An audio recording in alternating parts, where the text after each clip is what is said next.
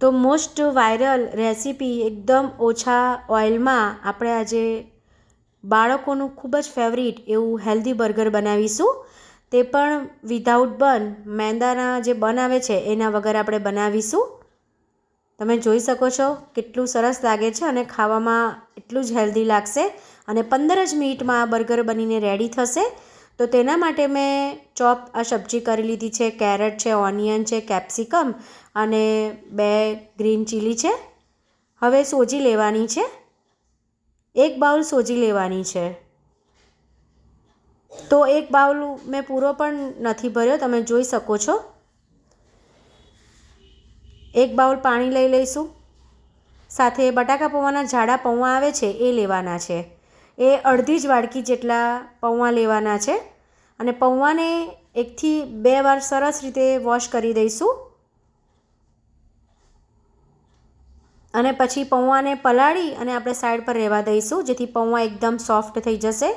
તો આ અડધી જ વાડકી પૌવા અને 1 વાડકી સોજીમાંથી એટલો સરસ આપણું હેલ્ધી બર્ગર બનીને રેડી થશે.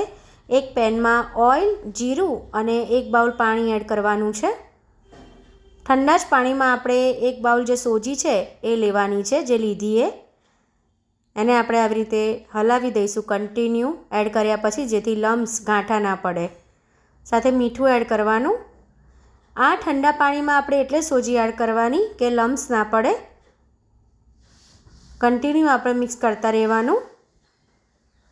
ડો ટેક્સચરમાં ના આવી જાય ત્યાં સુધી આપણે એને રાખવાનું. 2 થી 3 જ મિનિટમાં આ ડો ટેક્સચરમાં પણ આવી જશે. તમે જોઈ શકો છો જેમ આપણે ટાઈટ ડો બાંધીએ છીએ ભાખરીનો, એવી રીતે આપણે ડો ટેક્સચરમાં એને લાવવાનું.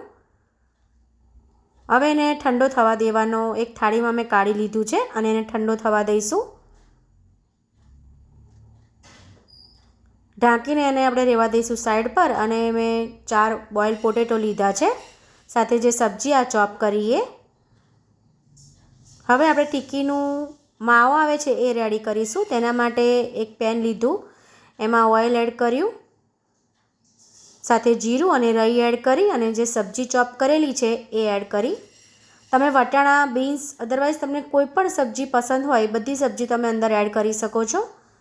તો આ બાળકો માટે બેસ્ટ ઓપ્શન છે. સબ્જી પણ એ ખાઈ લેશે જો ના ખાતા હોય તો.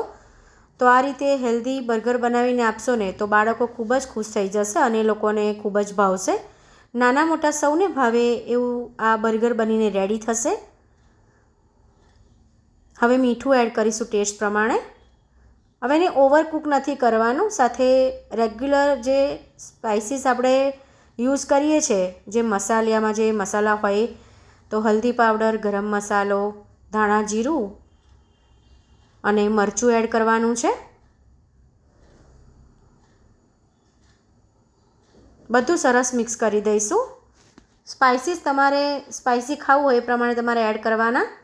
બોઇલ પોટેટો એડ કરીશું અને આ રીતે આપણે પોટેટોને ક્રશ કરીશું સ્પેચ્યુલાના હેલ્પથી. તો માવો બનીને રેડી છે. તેને ઠંડો થવા દેવાનો છે.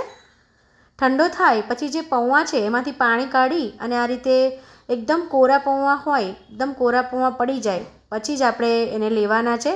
જો પૌવામાં પાણી રહેશે તો બટાકાનો માવો એકદમ ઢીલો થઈ જશે, એટલે એનું ધ્યાન રાખવાનું. તો સરસ એવું મિક્સ થઈ ગયું છે. બધા પૌવા તમે જોઈ શકો છો. હવે આપણે ટિક્કી શેપ આપી દઈશું થોડું એવું પોષણ લઈને. તો જે બર્ગરમાં ટિક્કી આવે છે તો લાગે છે ને સરસ એવી ટિક્કી પણ રેડી છે આપણી. તમે જોઈ શકો છો. સાઇઝ તમારે પસંદ પ્રમાણે તમારે કરવાની રહેશે. હું મીડિયમ સાઇઝના કરીશ.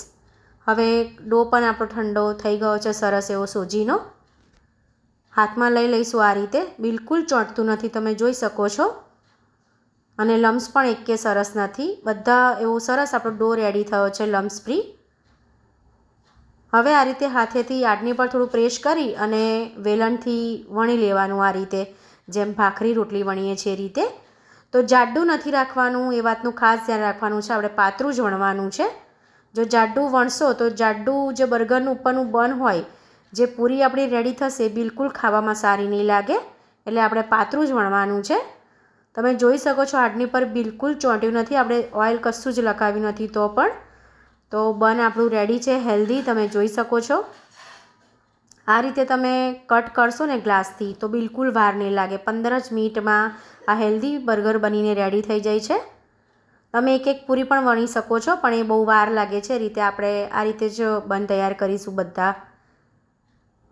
હવે એક બન લીધું, એની ઉપર આ રીતે મેં ટિક્કી એડ કરી